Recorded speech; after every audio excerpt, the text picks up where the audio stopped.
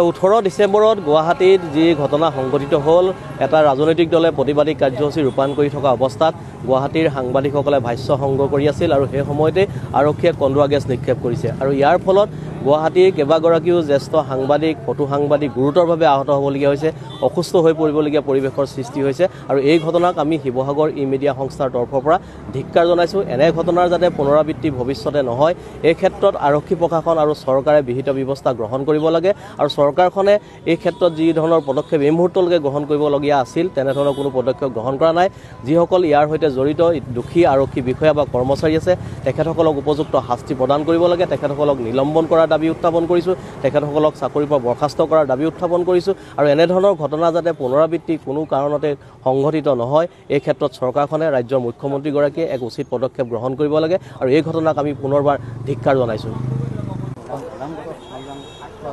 যোৱা 18 ডিচেম্বৰত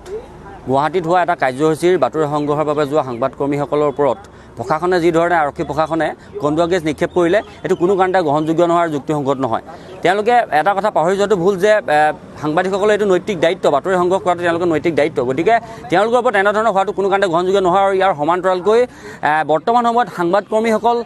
কিমান স্বাধীন আৰু সুৰক্ষিত ইয়াক লৈ এতিয়া বৰ্তমান সময়ত প্ৰশ্ন উত্থাপন হৈছে যাক আমি সমাজৰ দাপোন স্বৰূপ বুলি কওঁ যাক আমি গণতন্ত্ৰৰ চতুৰ্থ স্তম্ভ বুলি কওঁ আজি এই গণতন্ত্ৰৰ চতুৰ্থ স্তম্ভ আজি কিমান সুৰক্ষিত তাক লৈ আজি প্ৰশ্ন উত্থাপন হৈছে আমি পোনছাতে অসমৰ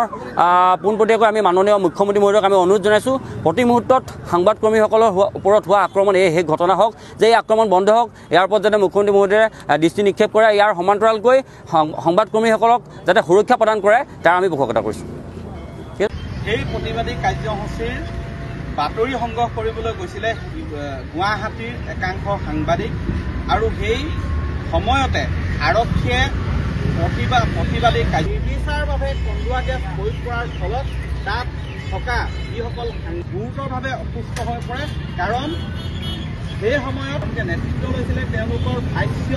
লৈ থকাৰ সময়তে আৰক্ষীৰ আচলতে যি ধৰণে প্ৰতিবাদ ৰোধ কৰিবলৈ যি ব্যৱস্থা কৰিছিলে তাত কাৰো আপত্তি নাছিলে কিন্তু গুৰুতৰভাৱে অসুস্থ হৈ পৰে ইয়া আচলতে সাংবাদিকক যিহেতু